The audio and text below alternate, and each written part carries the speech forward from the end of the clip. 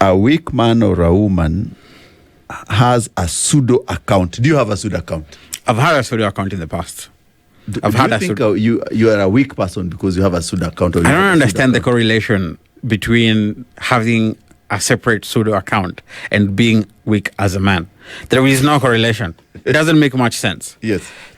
If you have a pseudo account, you have it for various reasons. Sometimes people actually have pseudo accounts for business purposes. Some people have pseudo accounts so that they can check on what their ex-wife is doing. Sometimes you have a pseudo account. Why are you checking what your ex-wife is doing? I'm just saying. I'm just listing. I'm itemizing a few reasons why people might have a pseudo account. Yeah. So, but to say that simply because you have a pseudo account, it means that you are somewhat weak. There is no evidence or anything substantial that would point to a man being weak. Do you know what? Yeah. A man who slaps a woman for no reason, that's a weak man. Uh-huh. A man who does not take care of his kids, that's a weak man. Yeah. A man who does not pay his bills, that's a weak man. Yeah. A man who is irresponsible, abusive, and so on and so forth. The list stretches. That's a weak man. If you open a pseudo account, you are weird. Do you understand? What do you mean? You are just weird. You're just weird. You're just strange. You're just checking on people. But, you're just checking on people. You have probably you're a prince from Nigeria. Yeah. Probably you are... Listen, the only question we should be asking ourselves is this individual having this other pseudo account for what purpose? Yeah. Okay? Now, we cannot undermine that there are people who create this account for nefarious reasons. Okay? Malign intentions. Ulterior motives. Ulterior agendas. And I will tell you the ulterior motive would be when someone is just spying on you. Yes. And even if it's your wife or your girlfriend. And it doesn't have to be, and then necessarily spying on someone.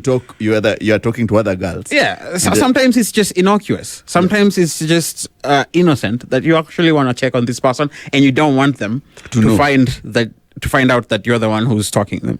And sometimes you do that for, maybe you have not moved on. It's an innocent thing. But if it's dovetailed with nefarious intentions, right, that's when it becomes psychotic. Psychotic. Yeah, psychotic.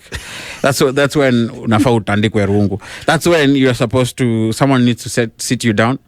But weakness, I don't know. What we can say, I think that then we can say that Pastor Buralo was not outrightly wrong. He was just... No, he was outrightly wrong. He was outrightly wrong. There's nothing weak about having a pseudo account. That people who have ulterior motives... Listen, do you know when I was a young man, and this is when I had a pseudo account, okay? Yeah. And when I was discovering the world. Do you understand? I did not want my parents flicking into my social media and seeing everything that I'm doing, where I was the previous night, and all of that kind of jazz. So I had a different account. And in that account, I was able to associate with my peers, my friends, and people that I cared about. People who I didn't mind them seeing the kind of content I was posting. This is when I was in my early 20s, okay? But I didn't want my parents to see and then I had a different account where I could post scriptures. Do you understand? Mtoto wa pastor. This is where I would write there, John 3:16, good morning. How are you feeling today? For the Lord loved the world. For God so loved the world that he gave his only child. Yes. So it is perfectly normal to have a pseudo account. It doesn't make me a weak person. I don't think it makes anyone a weak person.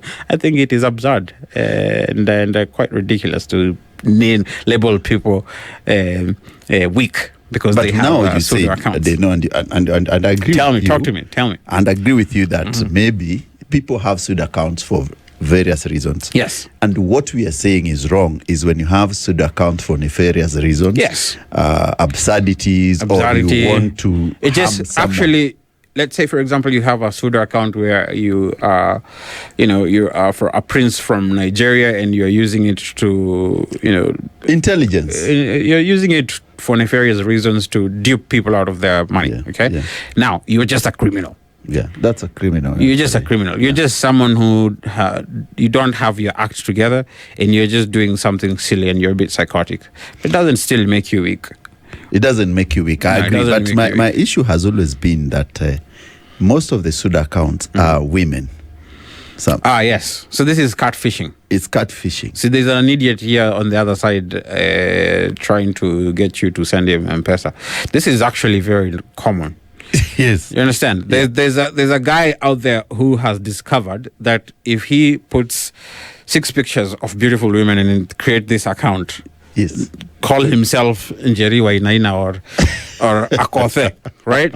He can be able to lure you into coughing some money. Yeah. And this is something that is a bit desperate. This is something that a lot of people do, especially in these tough times. You got to be very careful on the internet. On people who are stealing others' identity. And all people who are stealing other people's identity. And this is why there has been a surge in verification process, authentication. This is what we should be talking about. Make sure your account is authenticated. Make sure your account is original. Make sure that you submit your email, your phone number, your ID to Facebook. Then your account is locked. Like me, it's very difficult for anyone to impersonate my account. You can't, because my account is already verified, right? Yeah. So to avoid your information or people using your profile and catfishing and all that kind of jazz, you have to make sure that you verify your account, because these are very dangerous times. People are desperate out there, and if you're not watchful, someone will impersonate you and conduct business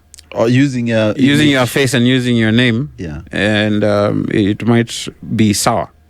So you might end up in a very bad. But yes. I think the question we need to ask our listeners out there: yes. Do you have a pseudo account, and what do you use your pseudo account for? Listeners out there, the first person we need to post that question is you, CEO. Yes. Do you have a pseudo account? I do not have a single one. Not even. Not at all. Why not? Because my timeline and my position and all that is known. Yes. If you are a violent person. To people. If you're a bully. Sometimes it's asymptomatic of the fact that you can't. You're just a weak person. If you're very abusive, if you're not treating your woman right, if you're irresponsible, if you're delinquent, if you're not taking your kids to school, that's what constitutes a weak person. But account, you're just weird. Okay. You're just strange. But we cannot subjugate you to deeming you weak because of your weirdness. Okay. And when talking about gin and juice, there's a love affair which was brewed over coffee. A love affair? Tea.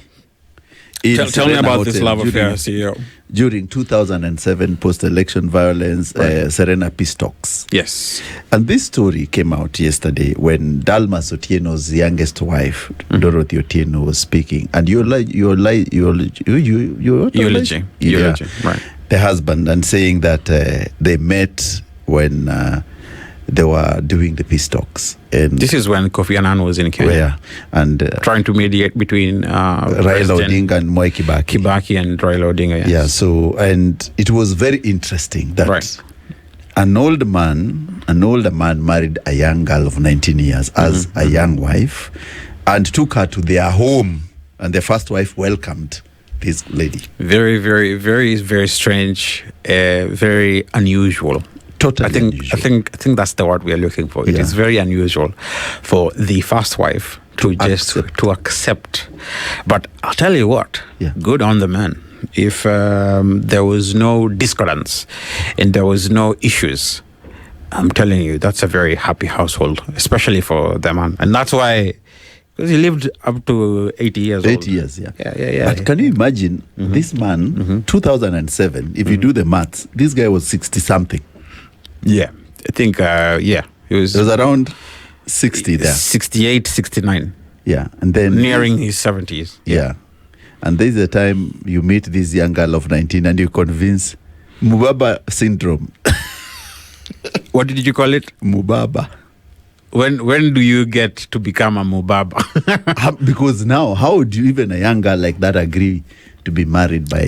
Is it Mubaba syndrome, or is it power syndrome, or is it money syndrome? I think it's so.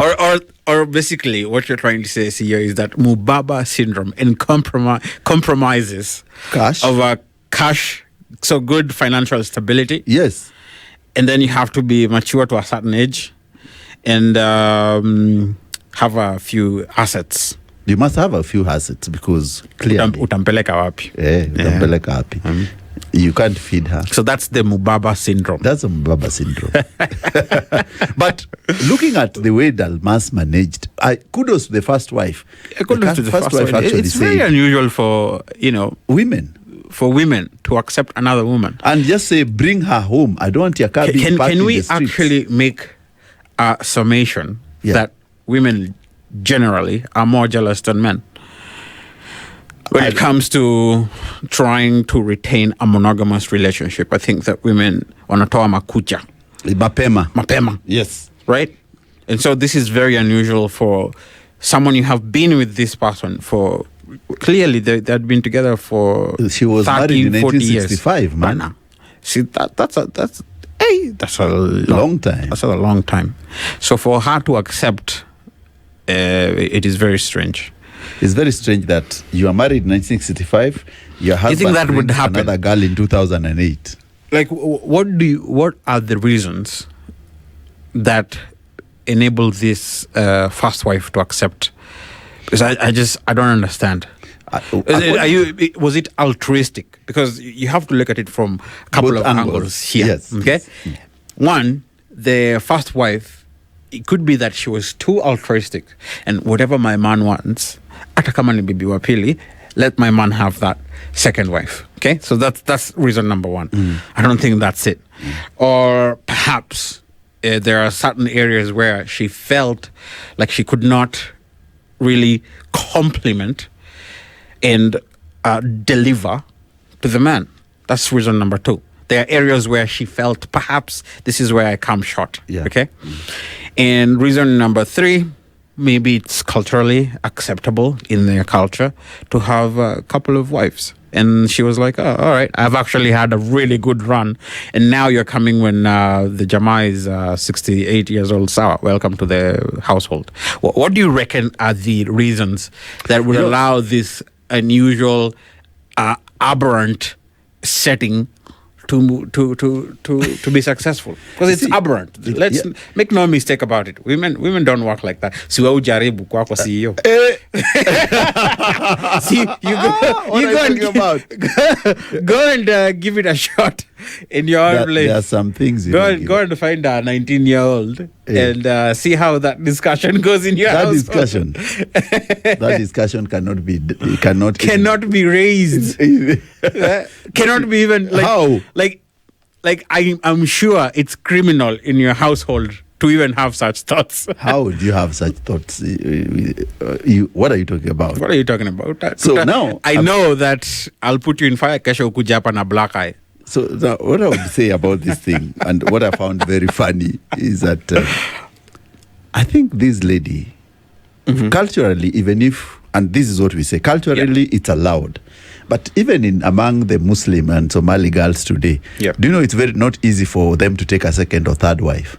Because naturally women cannot agree. Yeah, they don't want. It just goes against nature. It goes against, so they won't say agree. So I think that one is not the point. The point would be that maybe, and she said it, that probably because she's saved and she didn't have that jealousy. And also, she claims that when she was marrying this man. She came from which tribe? Because I would like to go and she was Luo. Outsource. When she was marrying this guy, this guy had brought him a lot of trouble because he was handsome and many women wanted a piece of him. Yes. So I think that acceptance that I have this hot Jama and many women want him, in all essence, I might not be the only one. So I'd rather just bring I don't think that's the reason. Yeah? I don't think that's the reason. Listen. Yeah. If your wife thinks that you are the thing, you're hot Jama, you're good looking, you're handsome, I think that women tend to cling onto that whole idea of only I and only I can have this handsome individual, and I'm not going to share. Okay?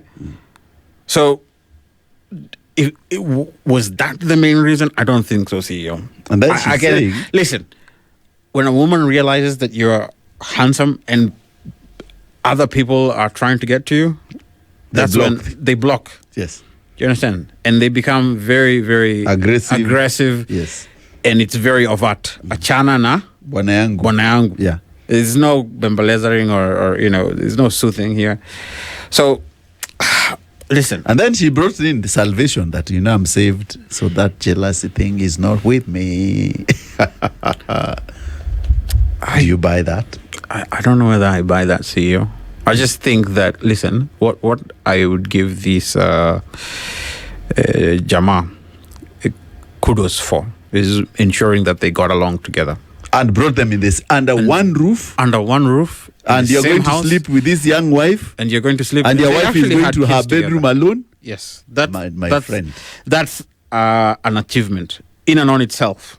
That's because, listen, there are so many disorganized polygamous relationships out there. And the adverse part of a polygamy is the emotional distress. It's the financial instability. It's people not getting along. It's people fighting and so on and so forth. And if you go past that point, okay, and you're able to bring two women together, I love you both, you're going to be my wives, and you need to get along, okay? If they get along, brother, you're living their life, and that's what this Jama achieved. He was able to achieve. He was a rare man. You know what I've loved about this thing is that Dalmas Otieno's life is like a movie because he managed to bring two wives together under the same roof, even stayed with them in the same house for 14 or 20 years. Yes. Interesting. It's the same way with the Shungwa's dad, who brought back the love of his life, who had been married with 8 kids, back to his... See, my grandfather, okay? Yeah. And actually, this is a true story. Yeah. I have close to 50, 60 cousins. Yeah. Okay? And that's because my grandfather had 3 wives. But they didn't all stay in one household. Yeah. So my grandfather had this huge chunk of land back in Ushago. And with every wife, there was a piece of land and there's a little cottage. Okay? So there's wife number 1 obviously got the big chunk of land, wife number 2 and wife number 3. Okay? And he would sleep in these different huts, but they were not all in one house, but they were all his wives. So that to me is, how I grew up to think what polygamy meant. But for this Jama to stay with his wife, probably even in the same bed, no, man. So I think the question is can polygamy still work? I don't know. And if it can work, how do we handle it? Well, but what do you think? What do you think, first of all, CEO, prohibits men from... I think men, biologically, we are wired to be a little bit polygamous, okay? Yes. Yeah.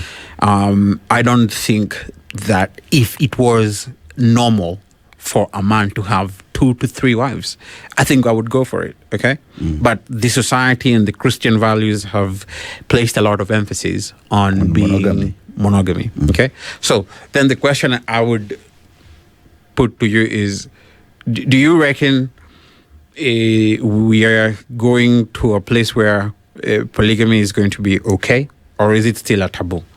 For me, I've always said, and this is my view, that polygamy is okay if you have the financial resource and temperament, and if you also believe in traditional values. Yes. But if you do not have all those aspects that keeps stay on your lane. Stay on your lane. Where if you cannot manage one, don't try to manage two.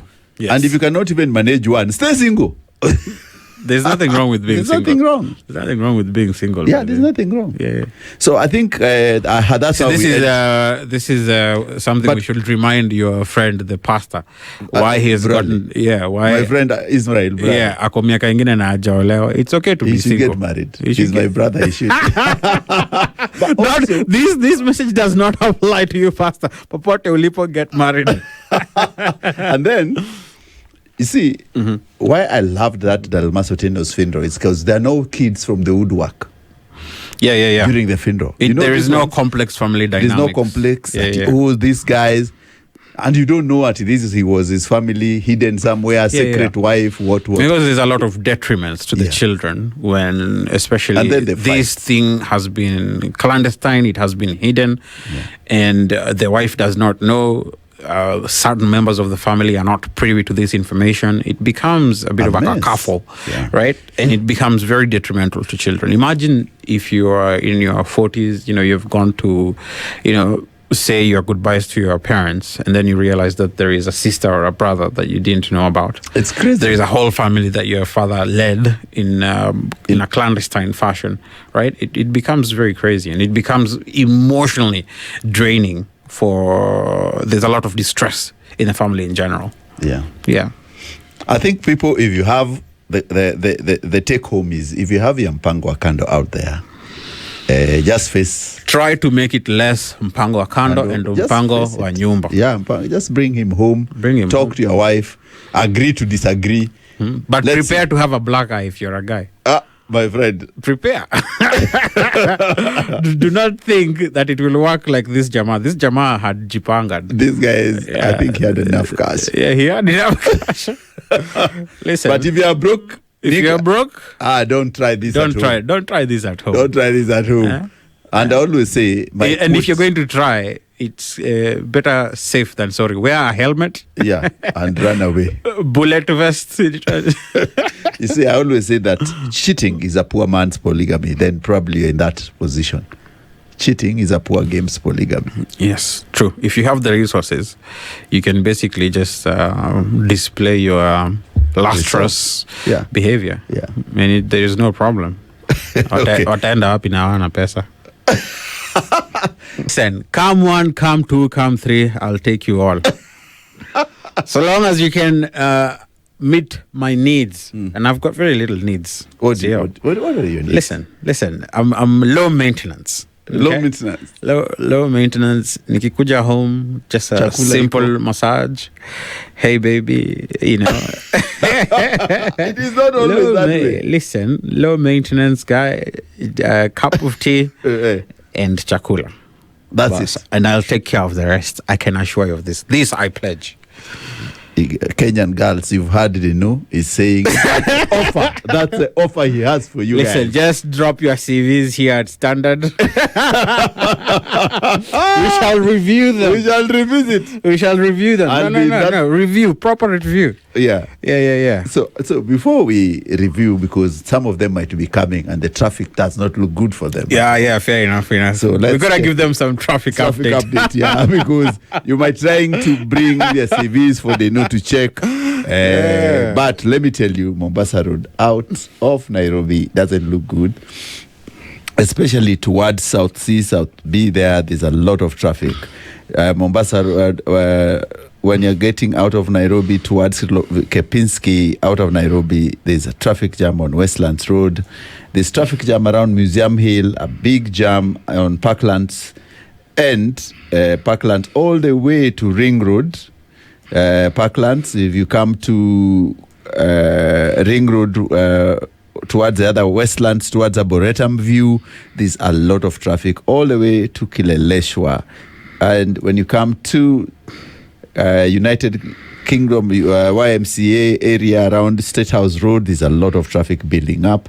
Kenyatta Avenue towards Serena, a lot of avenue and a lot of traffic, and Kenyatta Avenue towards Milimani Road, a lot of traffic building up.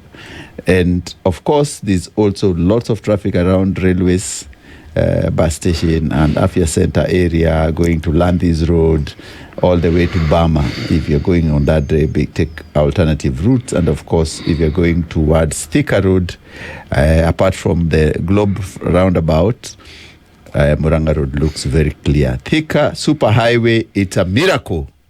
It's very clear. If you're going to Thika, hakuna traffic. It's very easy. Limuru Road, there's a problem around City Park Road there. There's a lot of traffic around 5th Avenue, Parklands 5th Avenue. And of course, when you go up towards Karura, there's a lot of traffic going to Limuru Road towards Gigiri. Of course, that's what we have for you on Traffic Update. And then we move on to a story of the day. Mr. Deno. Yeah, there's this gentleman called Kabila. Yes. The former DR president. Mm-hmm. And he obviously inherited from his father. And now there is a story that a high court in the Democratic Republic of Congo has convicted the former president, Joseph Kabila, for treason on war crimes on Tuesday on accusations of collaborating with anti-government rebels. And they have actually sentenced him to death. You know, the first time I saw this news break headline, I thought it was the UN. Yeah. But it's actually the military court in Congo. That military of Congo is a very weird military because you are actually sentencing a former president in absentia. In absentia, yes. Number 2. Good luck finding him now. Yeah, and you do not know where he is. Number 3, you are ordering him to pay $33 billion.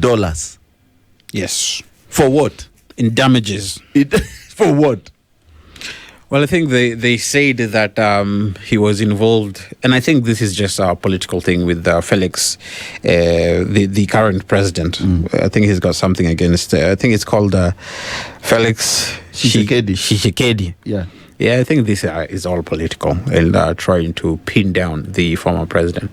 But I don't think it will work. But this is Africa. There are certain things, even if you publicize it, and especially when it comes to sentencing him to death, a former president. But this is what we call hoodwinking people.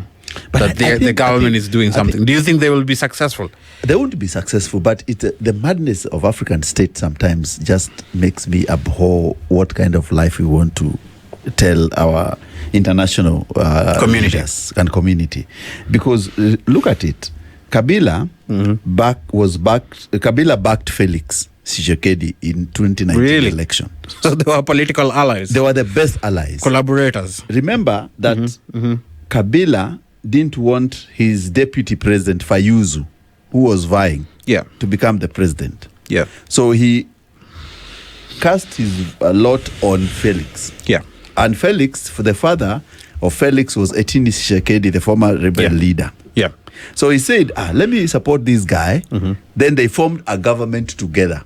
Then come 2023 now, he's accusing Kabila of being inciting the sponsor of M23. And which I find he's accusing him of treason. Yeah, of treason. Yeah. At the same time, in South Sudan, first of all, in Sudan, there's a fight between Hemeti and Al-Huran, the army general. In South Sudan, South Sudanese also are at war because Salva Kiir, the president, has decided to take first vice president, Riek Machar, to prison.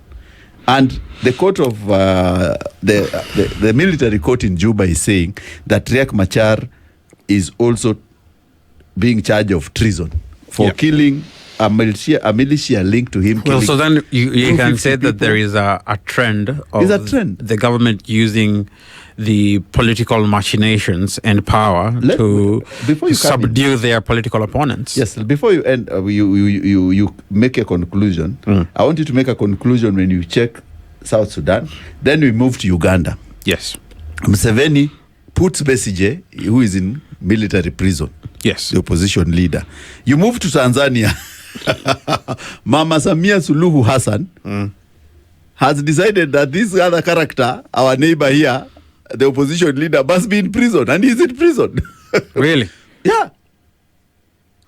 So clearly, that being said, that means that our former VP Aliponea Chupu Chupu, because he just got impeached. He didn't know. He didn't know what was going to happen to him. He didn't get detained. Look, Uganda, Besigye, in prison. Right. Luzira prison till today. Yep. Tanzania, prison. Till today. Yeah. That's from Fatuma. No, Samia Suluhu. Samia Suluhu, yes. You go to, we've talked to Uganda, Tanzania. We move to South Sudan. Riek Machar, treasonable charge. Yeah. Juba. You move to North Sudan, main Sudan, the two generals are at war. You move to, it's a crazy Kabila and Tshisekedi. There's a trend in Africa, but also it speaks to how our leaders, once they have control of once they become the commander in chief, then you use the military court, you use corrupt means to suppress your opposition.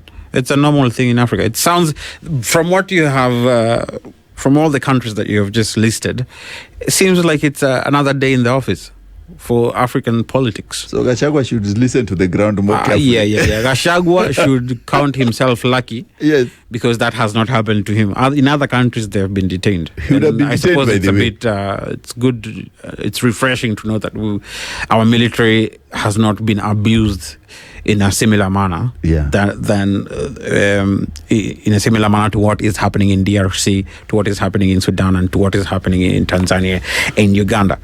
He should count himself lucky. That being said, we can also shed some light into these heads of states using these military machinations and that military capacity in military courts to arrest Mr. Kabila, who I just don't think that he will be sentenced. In fact, now he's MIA. He's gone missing in action since July. Watampata wapi? And even he was the former head of the. It's ridiculous, quite honestly. It's so ridiculous that it's ridiculous. You want to, and actually you pass a judgment of death sentence. A very draconian, punitive measure. This is draconian. There's no need to call it anything else other than very absurd judgment. Can we actually allow in Africa the rule of law to be our shield and guide? Well, I mean, it's still our shield and guide, but there is a quote, CEO, that you forget. And this quote says, if you're a small spider, if you're a small insect, you'll be caught by a spider web. Yeah. But a bigger animal can pass through. And that's kind of where our African politics really becomes evident. If you have resources, if you're in government, if you're, someone who, let's just call it resourcefulness of sorts, then it is easy for you to act with impunity. It's because you can be able to corrupt the system and so on and so forth. Now, the problem that we have in Africa is that whilst we have, these governing rules and laws, they only are enacted to those who are poor, to those who have no resources. Yeah. Look at what they are doing to Waitito right now. They denied him bond. Yes. For the 5th time. Do you know why? Because the guy is not as resourceful as he used to be. When he was governor, he was untouchable, right? But as soon as he came out of that office, then he became vulnerable. And that's the problem that we have in Africa, is that those who have can act with impunity, those who have not. And if you have no resources, then ole wako. You will be fried, small fish fried well. You will fry utakaranga mzuri, utakaranga vizuri tu. Hakuna kitu utafanya. Hakuna. What I would like to see is that when you have a country or in these countries in this continent where people actually follow the rule of law, people actually do not just wake up one day and use their military the way we've seen people are using the military. It's a joke. It's nonsensical. It is actually a joke. And there are certain departments in the government that have to be very strong for a country to be stable. Yeah, and that's the military. Yeah, military. That's the department where the judiciary. Exactly. You want to know a strong country? It's judiciary, right? Look at what is happening in America currently. Yeah. Yes, Donald Trump has gone ahead and issued these executive orders, and he's acting like a dictator, right? Yeah. But then the judicial system always comes back and says, no, you can't act like this. You can't just deport people nilly-willy. There is a due process, there's due diligence. And so there are certain areas in any government, there are certain departments that ought to be very strong for a country to be stable. And that's, as we have said, the Department of Defense, Yes. the Homeland Security. I don't know whether it's called Homeland Security in Kenya, but we can say the Department of Defense and the judiciary, the legislators. So what we are seeing, I mean, try to think about all the corruption and why DRC has been always lagging with regards to them utilizing their own resources. There's been so much corruption in DRC. So for the military court to come and post this news that, oh, we are so pious and we have done our investigations and we have come with a judgment, I think it's a bit hypocritical. I think it's also one of those things where I know for sure. I'll be very surprised if they actually sentence him to death. If they carry on with the judgment. Sentence. Yeah, if they carry the sentence. Yes, to conclusion. I think you captured it very well. Yeah, well, they do the same with Saddam Hussein. This is dreams. It's not going to happen. Eh? Yeah, this is. But Africans, let's wake up and have the rule of law dictate. Our guide, be our guide and shield and defender. 50 in the club. We are making this thing sound like a club. And it's not 50. It's 50. 50. It's 50. You gotta say it right. You understand? It's 50. It's 50. 50. Yeah. American 50, not 50. It's 50. No, in Kenya, it's 50. In Kenya, it's 50. 50. 50. Yeah, it's 50. Oh, 50 cents. Actually, someone corrected me because I also used to say 50 cents. But you see, in Africa, we say 50 cents. Yeah, but you see, that's when I'm from Africa. And then I went to there, and then they told me, nah, man. No, man. It's 50. It's 50, man. It's 50. We don't say just 50. We just 50. What do you talk about, man? You know what I'm saying? But it's crazy that even Kenyans who go to, but they know you live in Australia. Yeah. Did you change your accent immediately? No, it takes time because I lived there before I went to Australia. I had actually traveled to a fair bit of other countries in Europe and in Asia. Yeah. So I'm a well-traveled man, that's for sure. But it was also being in the environment of very many white people that kind of changed my accent a little bit. Yeah, forces you to. Yeah, it just forces you to pronounce words in a different manner. Because they can't get you. Yeah, they can't get you. And even if they do, listen, when you find yourself with a lot of white people and all you are bereft of choices. You don't have any other. The only way they're going to understand you is through communicating in English. You find yourself pronouncing words the way they do, and before you know it, unaanza kutwang. You know, that reminds me. Actually, in 1962, right, Makerere Hill, the English language debate. If you one day you'd rather follow it, you'll really love it. The English language debate, yes, where they were discussing the mimesis of English and the growth of English, and we said that there's Australian English, right? There's American English, there's London Kenyan English, and there is the UK English. And there's the UK English. Yeah. So languages grow and die as trees. Yeah. And, you know, even if you go to London and you stay there for 6 to 2 years, I think 2 years is enough for you to start saying water instead of water if you're coming from United States. Yeah, it just happens because you're in that environment. And if you go to the north, usually what changes you, it's the environment. Yeah. It's the people that you are conversing and interacting with on a day in, day out basis. Those are the people that changes you. Because if you go to North England, Northwest, of course, where the Scots, the Scousers are, the Liverpool guys. You don't understand what I'm saying. Nothing. You will not get that English speaking at all. No. Hey, it's conk bana. Yeah. I had a conversation with a Scots guy. And he said, Dennis, you don't get me. You don't know. This is what we do here. And I was like, I was just looking at this. And he's speaking English. And he's speaking English. And he's very confident.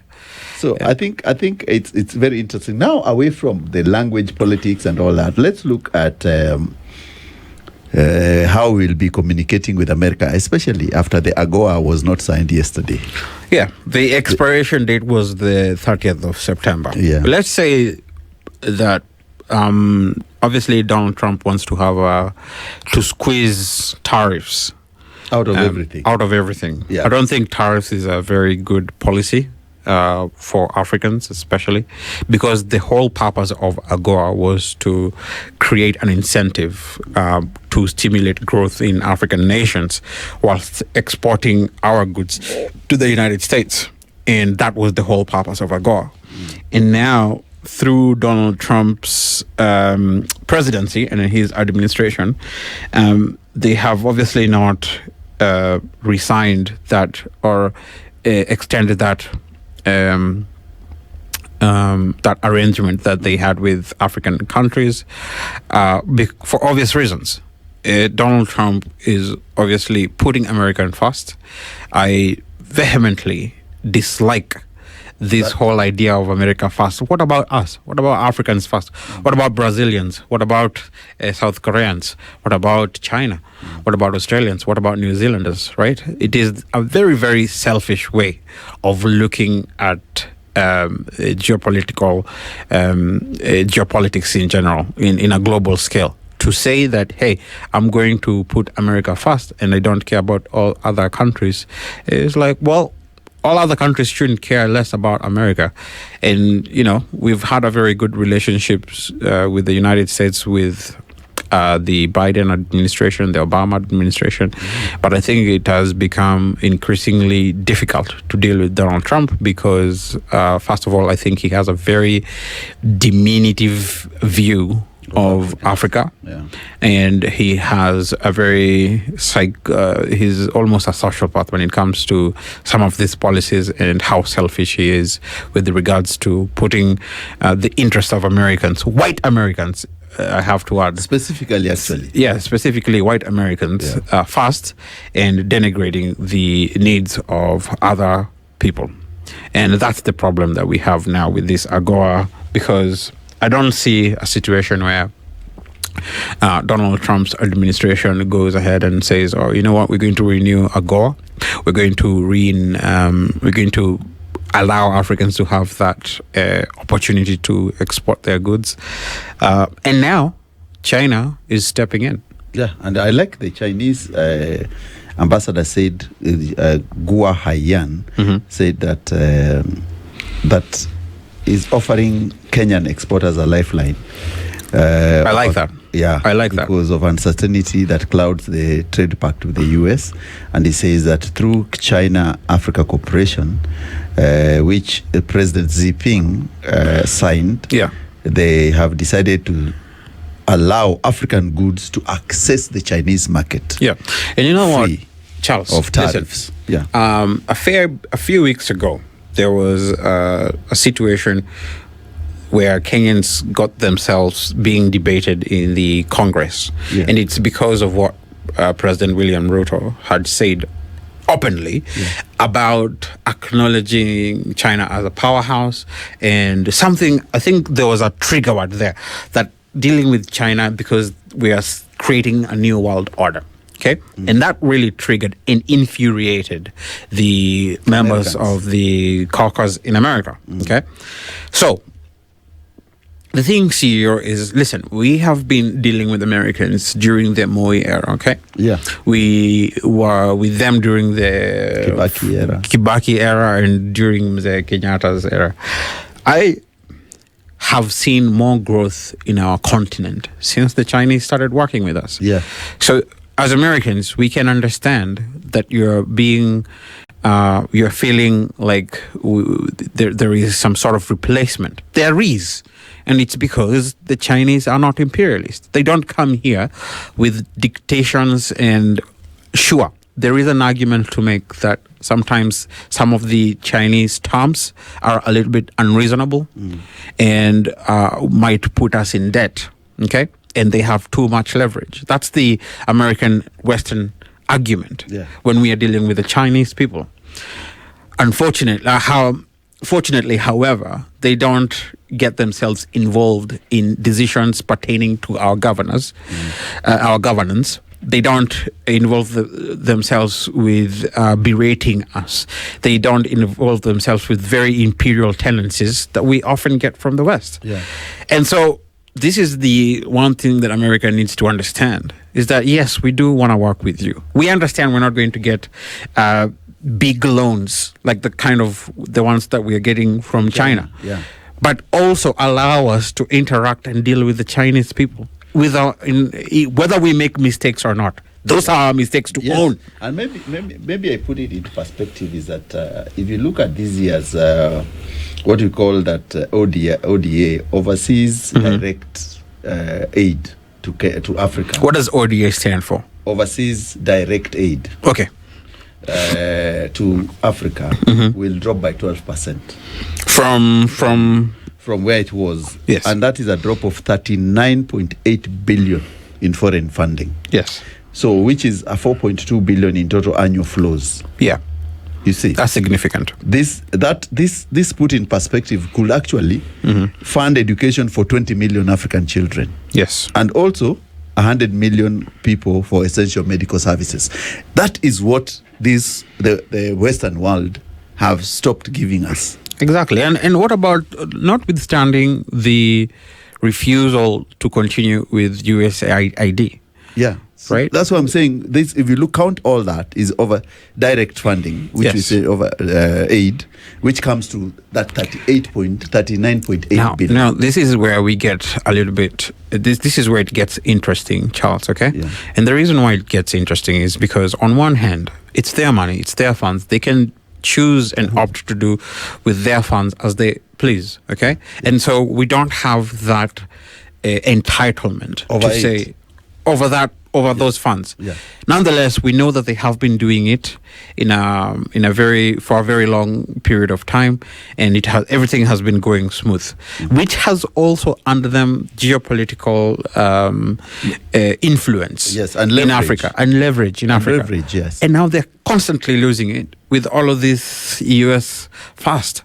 And what are we supposed to do? We're not saying that they are bad people for not giving us that aid, but we're also saying, hey, listen, allow us to do our business with others who will continue to support us, because we still have a country to lead. We also want to see our GDP grow. We also want to see our kids, and we want to see Kenya have infrastructure. So I know they're upset. I know they kind of feel like they are entitled to come and make demands here. But listen, so long as they are changing, terms, and so long as they are making it difficult for our businesses, for our SMEs, for our exporters, we need to shift to the east. And we need serious people to look at how we can deal with this, because the thing with the East that we also have to acknowledge, CEO, right, is that the terms can be a little bit unreasonable. No, they're unreasonable. But you see also, when I just speak this from you because look at the way the French and the Sahel Square went. Yeah. Because it's terrible. The guys from and Sahel French is area, actually suffering a lot. Now. Because Burkina Faso, Mali. And what is this, our African president? What is the name of Najona Mjua? Which one? This African president that we currently have, the young guy who's always dresses like a soldier. Traore. The Burkinabe. The Burkinabe. Yes. Do we call him Burkinabe? What's his name? Burkina Faso, the Burkinabe is. What's his name, that young man? I know it's Traore, yes. Yeah, it's Traore. He's doing a great job. And apart from that, they are with the Mali one, with the Niger one, and that's why they've blocked the French. Yes. And the French now are suffering because all their resources came from Sahel. Yes. And now the people of Sahel have realized that, hey, if you want our resources, come and buy them. Yeah, now buy them at the market price. At the market price. And not this nonsense of you are giving the Francophone bank reserves and the mess that the French people have done. So seriously. There's a lot of upheaval in France because things are going haywire because all their resources were from Africa. Yeah, and they never acknowledge the fact that they backbone of economy is African. There's a story that I was reading. French still believed that according to French, they had still colonized Africa until someone was like, no, these are not your resources, because they were looting these resources. Yeah. French is rich in uranium. They don't even have uranium. It was coming from Niger. Yeah. Right. And I'm very happy with what's happening in West Africa, and I think that revolution will sweep throughout Africa, and slowly but surely will estrange and disentangle ourselves from this imperialist, because they come here, they loot our resources. Look at what is happening in Congo. Okay. It is very unfortunate, and this is why I've always said, CEO, that when it comes to governance, we need selfless people who love Africa. Africa first. Africa first, okay? Because we are a rich continent in resources, but the problem is our leaders are always bought. And if you had people like Kahuria, people who say, no, you know what, thank you for your $1 billion. Thank you for the glory that you're giving Thank you, but no thank you. Thank you, but no thank you. Yeah. That's it. That's the kind of leaders we need. Yeah. And we need to educate our population to put leaders as such in positions of power. Because the thing is manipulation. See, they come here, they show you, they dangle $1 million in front of your eyes. Meanwhile, unapeana diamond mine na huko. No, you give the whole mine plus. Yeah. Plus even every under unsigned And thing. you give workers as well for free. I'm telling you, this is what happens to Africa. I'm telling you, And Africans, wake up, stand sad. up, man. It's very sad that Wake up. we are Come talking sir. about Africa as if we do not know where it's going. A continent of highly educated people now. Yeah. The highest youthful resource Yes. in labor. Yes. And highly qualified to make this continent move forward. Yes. So let's step up, actually. Yes. And listen, I think it's important that we mention this, CEO. We don't have a problem with dealing with the Westerners, but they just have to respect that we also want to get ahead in life. We also want to have good infrastructure. We also want an opportunity to compete with their economies and see Africa become a place where because now if you go to a place like United States, there's a huge disparity. We want to close that gap in order for us to also have a chance in the future. So if I hope that they will have a sensible way of redressing this AGOA deal. But in the meantime, I do not see any problem going to the east. And we have been talking about many things, and we still have to discuss a very, very pertinent issue. And the pertinent issue is that in our schools, there seems to be a lot of teachers who are molesting kids. Yes. And it's a big problem now that Education Ministry has decided to set up a specialized unit to address rising teen pregnancies. Since January 2024, 69 teachers have been sacked for sexually abusing learners. Did you say 69? 9. What were they doing? How did they get hired without proper vetting in the first place? 69 in 1.5, not less than 2 years. And these are the people we are saying have been caught. What about the others who have not been caught? If you say 69, these are the people you fired. Yes. The problem is deeper than that. Yes, 69 is a Really. big number. 69 is a big number. Now, see, there should be scrutiny into how we admit these teachers and enroll them to be qualified teachers. Having knowledge and being qualified as a teacher is one thing. But now we need to also assess how you are around children. Okay? You can be a pedophile and you're getting employed. Yeah. What is our vetting process to admit these children, these teachers, to be qualified? Because it seems from this report that there is only one dimension that we are focusing on, whether this person is qualified. And of course they are qualified on paper, but their character, their disposition is rotten at core. And that's what we need to address, Charles. That's the issue here. It's because we are putting and allowing these teachers in our classrooms without having read them. There should be a special yellow card or a blue card that every teacher should have. And that card is basically saying that we are not admitting people who had probably been arrested with sexual behaviors. Okay, perverted sexual behaviors. They have sexual proclivities. Accusations have been made against these people. We don't want those people in our classrooms. Okay, and what I would urge the government to do is create a thorough selection criterion process, a process that says before we hire you as a teacher, we need to do a background check. We need to call your neighbors. We need to see whether you've been arrested, whether allegations of such nature have been made against you. Because now we are placing teachers who are supposed to be inoculating knowledge to our young students. But unfortunately, mwalimu wako na nefarious, malign, and very duplicitous agendas with our students. And that is very bad, Charles. You ask me, how did they get there? You understand? Because just from face value, Charles, you can't tell whether a man has, this perverted, kind of perverted needs. Yes.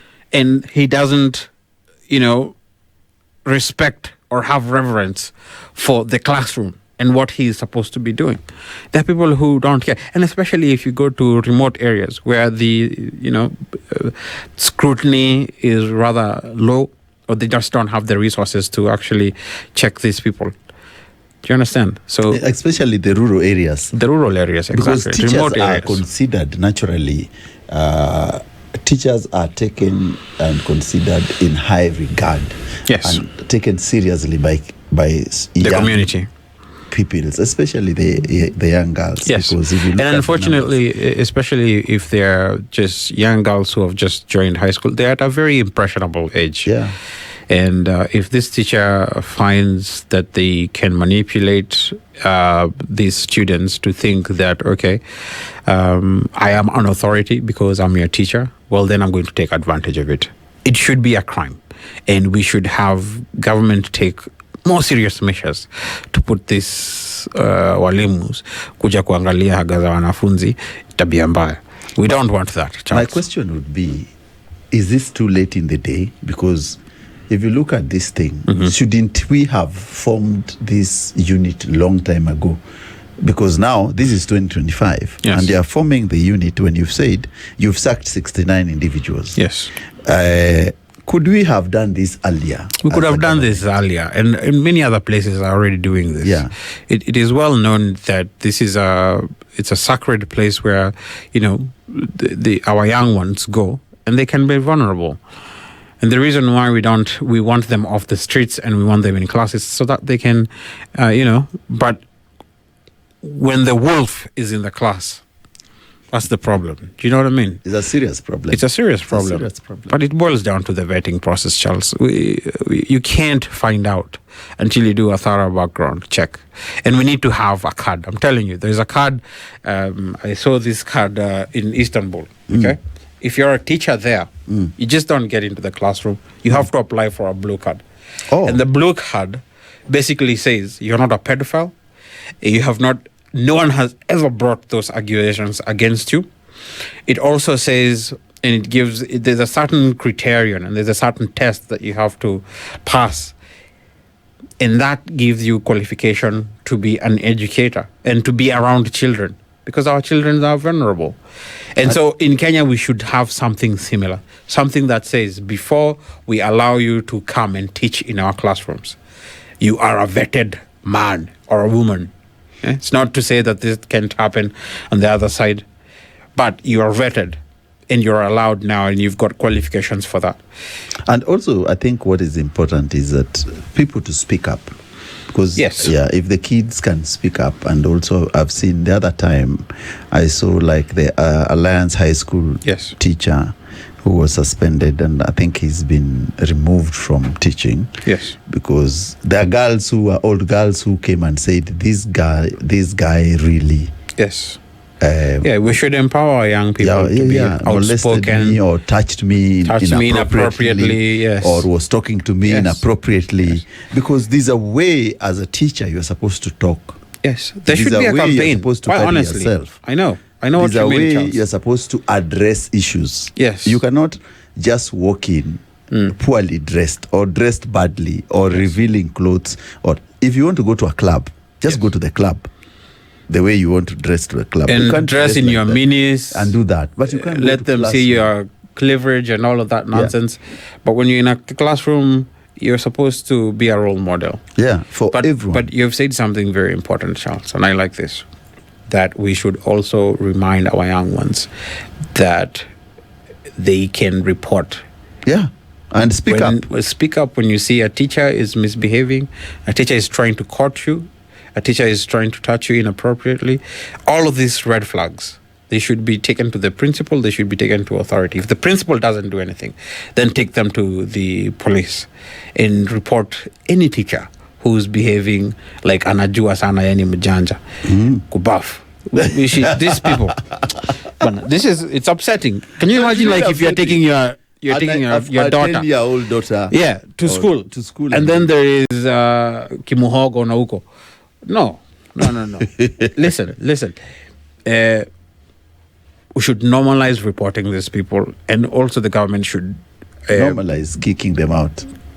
First of all, punishment. Yeah. Let these people serve time. Let them have a record. Because if they have a record, then in applying for another job, unajulikana. Wewe ni wa kutangatanga. Wewe ni wa kusumbua watoto wadogo. And anyway, there are so many women and men out there. If you want to get involved, just go from a person of age, a person of means, a person of... Go pay. Yeah. Go pay. Go to Koinange Street and buy. And buy. Buy. Yeah, but don't go, hunting for young girls. School. Don't be silly. Go and buy. It is readily available somewhere out there. There's someone who's selling. Allow our girls to be dropping out of school because of teen pregnancies from teachers. From teachers. Yeah. It's very, very, very sad, to be honest. Can you imagine that you took your kids and you have entrusted this teacher to look after to build the development and character of your child, and then this teacher is the perpetrator? I'm telling you. Hey, my friend. You just come with the things I would not mention. Yeah, it's too sad. Yeah, it's very sad. It's very sad. So I think teachers out there, you have been given time to take care of the kids. Please educate the kids and be responsible for their well-being first, not for their destruction, not for what has been trending on the wrong hands of the law, that some teachers are abusing kids, and it is a serious problem that a unit has to be formed. And also, you teachers, if you realize, mkiwa hapo kwa staff room, when you're talking to your peers and you realize that this person might, break the boundaries and touch some students, report them. Yeah, report them. Bring it to. Be the whistleblower. Be the whistleblower. Yeah. That so and so, akona tabia mbaya. We need to watch out for this. We don't trust him. We don't trust him. Yeah. Let's be responsible. Let's keep our young children safe. That's the point. I think so.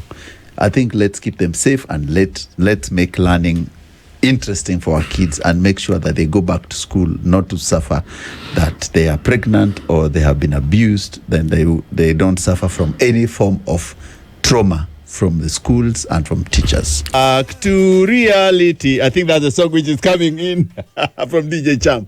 Back to life. Back to reality. Now, you remember the first story we had about Jalas and Mujaka Fine. Mujaka Fine, that lady has said, that phone, I bought it on my own. There was no money from anyone. And he's starting to give excuses. She is revealing plus receipts. But it's okay. I like... but what is wrong when you have friend to someone?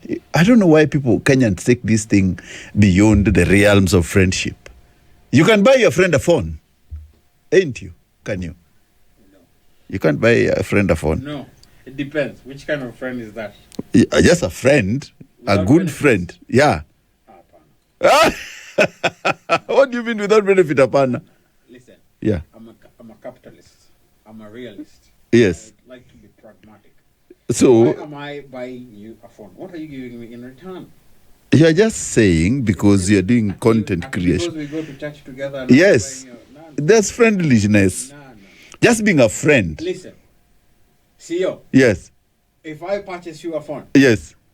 it's because you have done something to my life.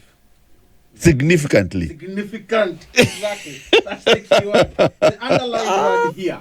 It's significant Significant. importance. Importance. Exactly. Yes. Yeah. It has to carry some weight. It has to have some merits. Yeah. It has to be worth me considering. Yes. Okay?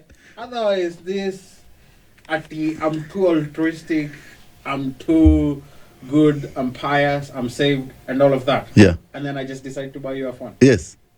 Labda nikubaya katululu.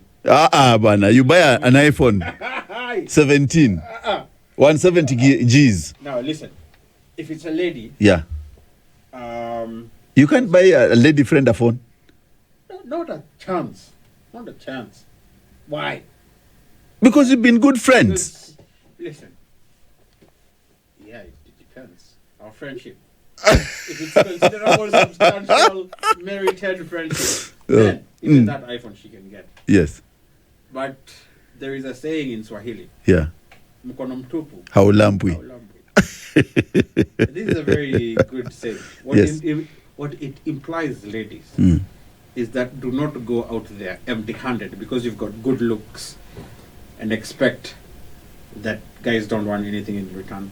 Maybe not unless they're in high school. But a real man, I want something better. Yeah? I want something. If we were in high school, listen, in high school I bought ladies a lot of nonsense. Yeah. You know, I would get pocket money from my parents and I would go and spend it somewhere else, enticing some other lady out Yes. there. Yeah. But as soon as I became a man, Yeah. I understood, no. This thing is not for free. Quid pro- There's no free lunch. There's no free lunch. This is a quid pro quo relationship.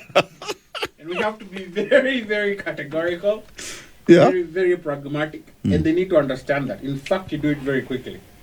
First of all, listen, there's a time I went and I was out with a friend of mine. Okay? It's actually real story, Kenyans. Okay? And we were having a very good date. We were having a very convivial time. We were discussing, laughing. You know, there was laughter in the air. Then the waitress came and put the check. And this was the question that the waitress posed on me. Are you guys paying together? Or separately. Or are you paying separately? Split. So then the question that I asked that lady, right there and then, I didn't waste time. I asked her, this is just for purposes of this conversation, her name was Sarah, okay? Sarah, what are you doing after this? She said, nothing much, I just gotta go home, whatever. I said, why don't you come to my place? We hang out, I've got a big TV, we can watch a movie. This movie I wanted to watch with you. She said, no. I'm going to go to my home. I'm going to, I've got to stay at home. I feel like going home. So I told the waitress, then we are splitting the bill. There and then. What are you talking about? Because now you have already determined. You have already asserted Your position. my position. Well, she has already made it very clear that I'm getting nothing in return. Right? Not even her company. So as soon as she made it very clear that she's not coming to my place, well then, lipe yake na mimi nilipe yangu. Haraka sana. Did you ever meet that girl again? No.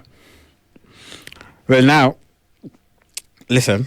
Let's not get into like the nitty-gritty of this. Because I think let's not get into details. I've told you. But all I'm saying is, do not come empty-handed, expecting that the world is not that altruistic. Don't be too naive.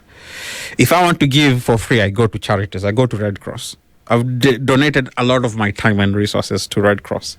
Okay, that's when I'm very altruistic. But when it comes to survival, when it comes to interactions, yes, you always have to pay back one way or another. It is a mature way of saying, mkono mtupu lambwi ndio hii yangu inaweza lambo. But the question is, Go for because it. some ladies think that her company being with you for that dinner date, lunch date. No, unless she's the professor, no, unless she's very smart and she's educating you, then it's worthwhile. Okay, I had a friend as well. She's actually a good friend to date. She is working at Newcastle Canterbury University in New Zealand. Okay, I was always, and she was slightly older than me, but she's my friend. And I've bought her lunch. Do you know why? She would always, impact me with knowledge. Okay, it was stimulating to sit with that lady. It's kind of one of those things where you feel like it's a privilege to be with you, and therefore I'm going to pay for your company. So on that end, I'm not saying that we have to be naive about only on materialistic ends, but there are certain things that are intangible that people can bring to the table, and then you can be able to supplement